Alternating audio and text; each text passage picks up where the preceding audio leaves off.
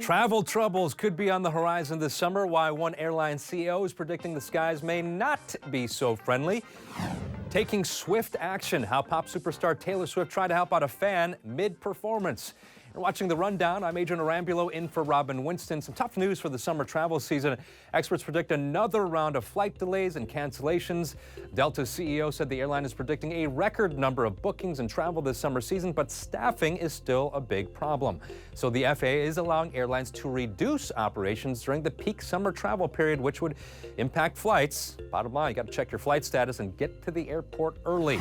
And believe it or not, the unofficial start of the summer travel season kicks off in less than 2 weeks, and AAA has its Memorial Day travel forecast. AAA says the holiday weekend could be the busiest at airports since 2005. Most people in Southern California will drive rather than fly for Memorial Day. AAA projects 3.3 million people in our area will hit the roads over the 4-day period. That's a nearly 8% increase from last year.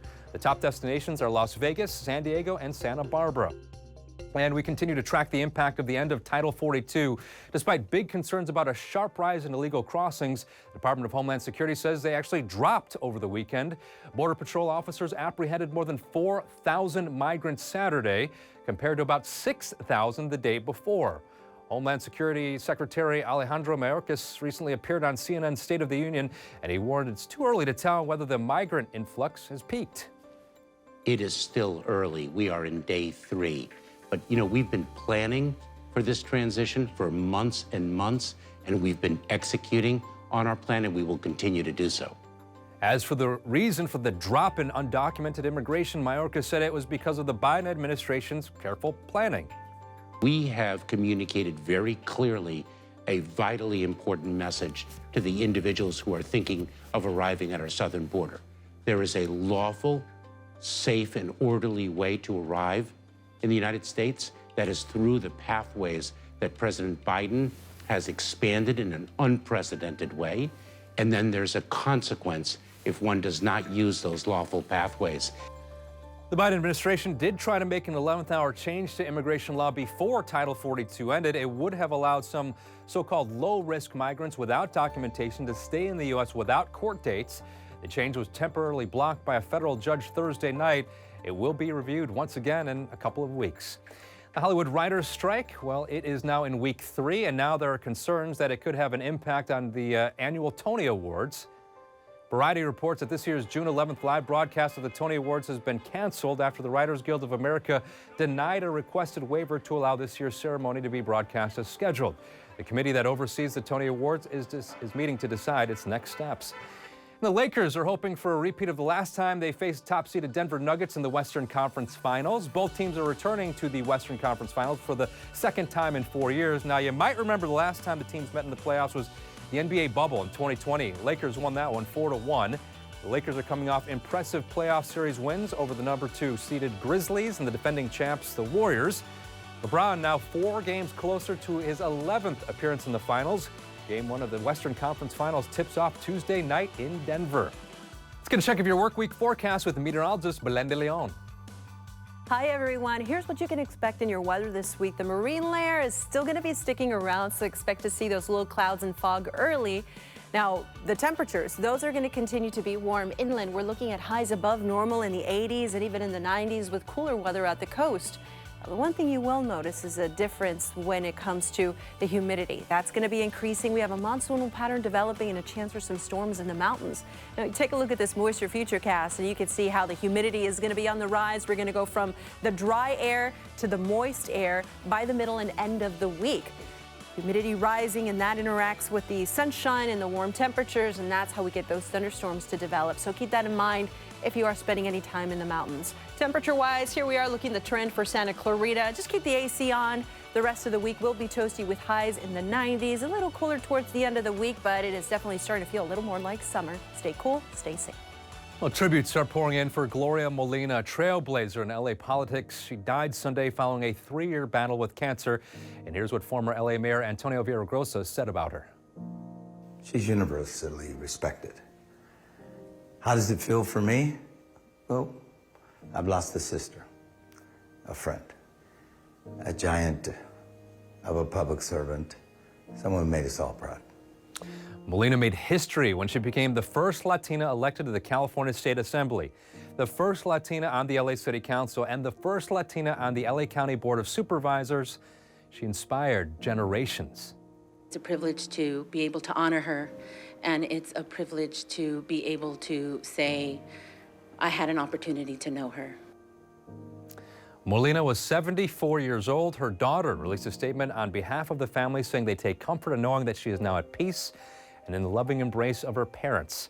A public celebration of her life is planned for June 3rd at La Plaza de Cultura y Artes, a place that she helped create. Father is now offering $100,000 to find the man who shot at him while he was pulling out of his own driveway. Police are still looking for that shooter and a motive.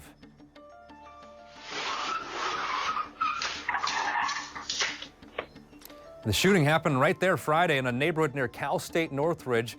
After the homeowner sped off, his son ran out to see what was going on. The homeowner told us the shooter's car followed him, but he was able to get away, and he now thinks this was a targeted attack. New video shows a high-speed pursuit that ended with a crash near Palmdale Airport. This lasted an hour and a half before officers put down spike strips, causing the car to lose control.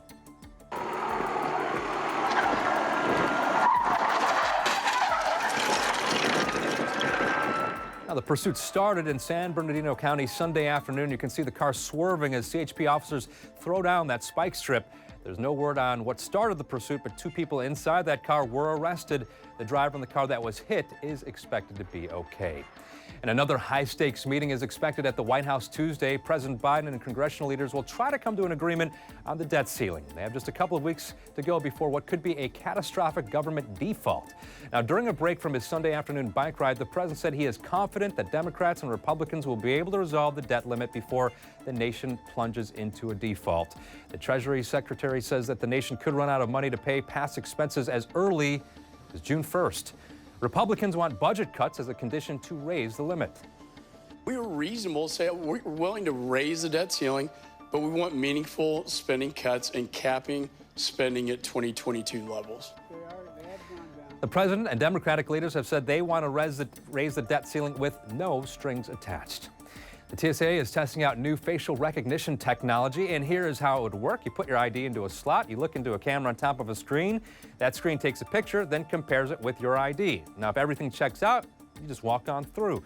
No need to hand your ID over to the TSA officer, no need to show your boarding pass.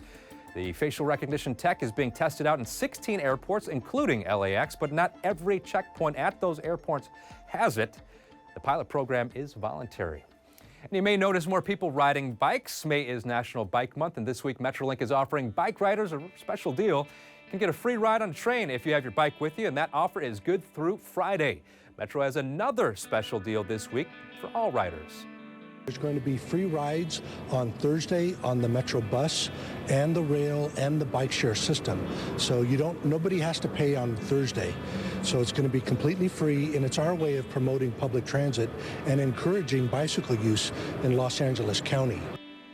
Now, you heard him mention the bike sharing program. Metro has bikes for short-term rentals in downtown LA, Santa Monica, Venice, and Culver City. And now to the big debate over tipping. We're all being asked to leave a tip at more places, and customers are even being asked to leave a tip when they check out themselves using one of those self-service kiosks. And as some people saying that it's getting way out of hand. Tipping at self-checkout is crazy, because who am I tipping? Self-checkout is where I draw the line. Now, a lot of people say they feel the same way. Someone posted this video on TikTok showing a self-checkout station at the airport asking for a tip. Special local tribute to legendary singer and entertainer Frank Sinatra. Sunday night, Los Angeles City Hall was lit up in honor of Old Blue Eyes to mark 25 years since his death. Sinatra lived in Palm Springs for many years and died at Cedars-Sinai Hospital at the age of 82. Among his big hits were My Way, Strangers in the Night, and LA Is My Lady. He also appeared in 55 movies and won the Oscar for Best Supporting Actor for his role in From Here to Eternity. He has 3 stars on the Hollywood Walk of Fame for recording, movies, and television. In a strange moment during Taylor Swift's concert in Philadelphia over the weekend, she stopped mid-song to help a fan in the crowd.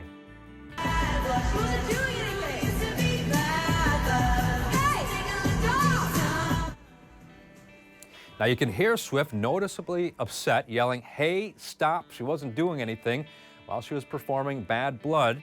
Now this was apparently directed at a security guard who witnesses say was being extremely aggressive with a fan.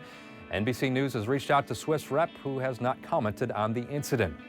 A new album was released over the weekend from two legends in the music industry. It's called Kismet. It's from Belinda Carlisle, former lead singer of the Go-Go's, and songwriter Diane Warren. NBC4's Robert Kovacic spoke with them about it recently. When I heard the song, I was like, instantaneously, I said, I'll do it. At first she was scared coming here going, I was, because you never know. You never know if something's going to click or not. and I can't wait till the world hears this, and Belinda's better than ever right now. She's always been great, but she's like at the top of her game. Now, Carlisle and Warren first worked together back in 1987. Carlisle says she's including some of her new songs on her U.S. tour with the show in Anaheim on August 26. In Pasadena, some moms doing some last-minute shopping at a Vallarta supermarket received a special treat for Mother's Day. The two-time Grammy Award-winning Mariachi Divas sang to the entire store.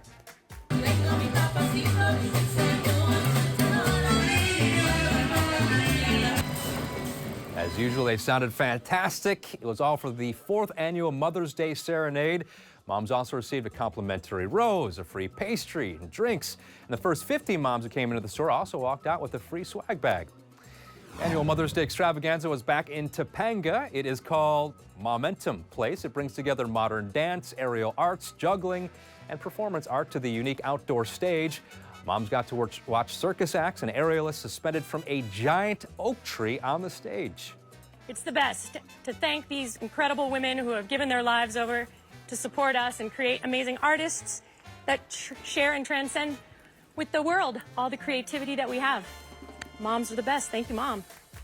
Thank you, Mom, indeed. This was the 24th year the performers have put on this event for Mother's Day. Well, most dogs live to be around 10 years old, but one dog has more than tripled that. Meet Bobby, the Portuguese Pooch who just turned, get this, 31. That not only makes him the oldest living dog, but the oldest canine ever recorded. Bobby's family threw him a birthday party Saturday. His owner says the secret to Bobby's long life is free roaming, human food, and socializing with other animals. You can always get news and weather updates on the NBCLA app and on our website, NBCLA.com. And be sure to tune in to Today in LA on NBC4 weekdays from 4 to 7 a.m. That is where we bring you all the day's headlines. Thanks again for watching The Rundown.